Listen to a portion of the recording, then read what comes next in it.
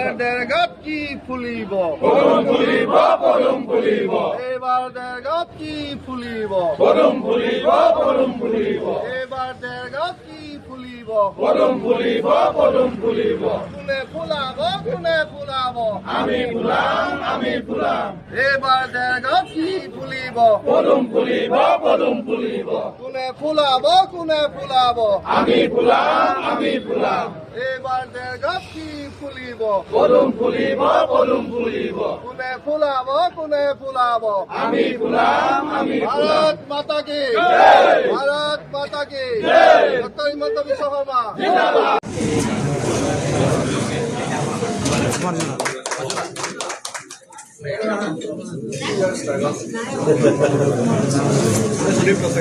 ইয়াৰ পাছতে আমি আমন্ত্ৰণ জনাইছো কুকুল বৰা অসম জাতীয়তাবাদী যুৱ ছাত্ৰ জীৱনৰ পৰা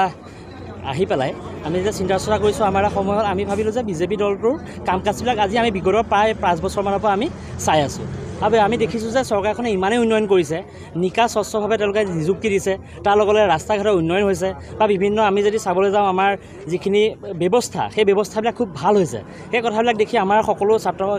আমাৰ যিখিনি সদস্য আছে সকলো আমি এটা আলোচনা কৰিলোঁ যে আমি ভাৰতীয় জনতা পাৰ্টীত আমি যোগদান কৰি আৰু সেই দলটোৰ প্ৰতি আমি সেৱা আগবঢ়াব লাগিব তাৰ লগে লগে অসম মাতৃভূমিৰ প্ৰতি আমাৰ যিখিনি সেৱা আছে এই সেৱা কৰিবলৈ হ'লে আমাক এটা বিশেষ প্ৰয়োজন হ'ব দল আৰু সেই দলটো হৈছে ভাৰতীয় জনতা পাৰ্টী আৰু অসমৰ মাননীয় মুখ্যমন্ত্ৰী ডাঙৰীয়াৰ নেতৃত্বত অসমত ইমানেই উন্নয়ন হৈছে সেই উন্নয়নৰ প্ৰতি আমি সঁচাকৈ আকৃষ্ট হৈছোঁ আৰু আমি তেখেতক ধন্যবাদ জ্ঞাপন কৰিছোঁ যে তেখেতৰ নিচিনা এজন মুখ্যমন্ত্ৰী দক্ষ মুখ্যমন্ত্ৰী আমি অসমে পাইছোঁ অসমবাসীয়ে পাইছোঁ তাৰ কাৰণে আমি গৌৰৱান্বিত তাৰ লগে লগে দেৰগাঁও সমষ্টিত আমাৰ সন্মানীয়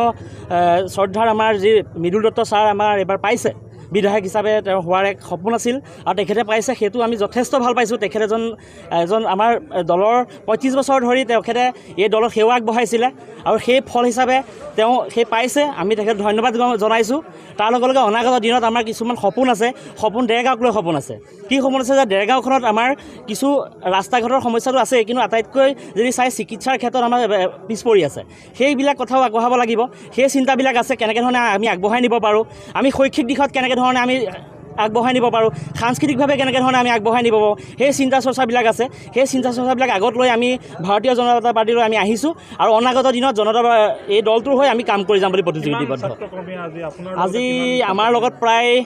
100ৰো অধিক ছাত্ৰকৰ্মী আহিছে আৰু সকলো একেলগে ইয়াত যোগদান কৰিছে ইয়াত দিছৈৰ পৰা আৰম্ভ কৰি নেঘেৰিটিং বালিজান লাওভগা দেৰগাঁও মাছমজিয়াত থকা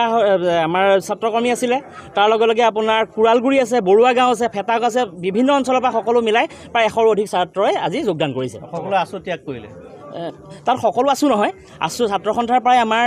প্ৰাক্তন ছাত্ৰ সদস্য প্ৰায় আমাৰ 25ৰ পৰা 30জন আছিলে তেওঁলোকে ছাত্ৰ সন্থাৰ পৰা কেতিয়াবা তেওঁলোকে অলৰেডি পদত্যাগ দি থৈছিলে আৰু তেওঁলোকো এতিয়া আহিছে আমাৰ লগত এটা কণ্টেক্ট আছিলে তেওঁলোকে ক'লে যে আমিও জইন কৰিব বিচাৰোঁ তেতিয়া আমি জিলা সভাপতি ডাঙৰীয়াৰ লগত কথা বতৰা পাতি আজি আমি জইন ব্যৱস্থা কৰিছোঁ গোলাঘাট জিলাৰ কি বিষয় মই গোলাঘাট মহকুমা ছাত্ৰ সন্থাৰ প্ৰাক্তন উপসভাপতি মহকুমা ছাত্ৰ সন্থাৰ আৰু দেৰগাঁও আঞ্চলিক ছাত্ৰ সন্থাৰ প্ৰাক্তন সভাপতি আছিলোঁ